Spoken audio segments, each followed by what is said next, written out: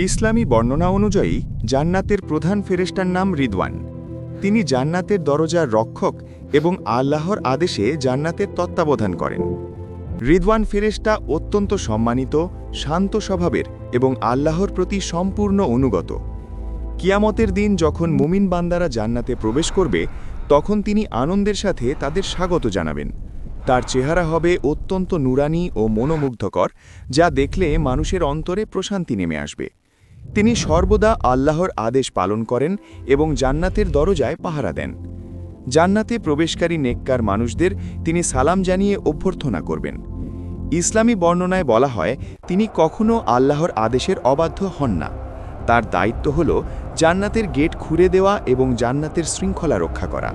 তাই রিদওয়ান ফেরেশতা জান্নাতের এক মহান ও মর্যাদাপূর্ণ প্রহরী হিসেবে পরিচিত। জানি না আপনারা সবাই কেমন আছেন, কিন্তু আশা করি আল্লাহর রহমতে সবাই ভালো আছেন।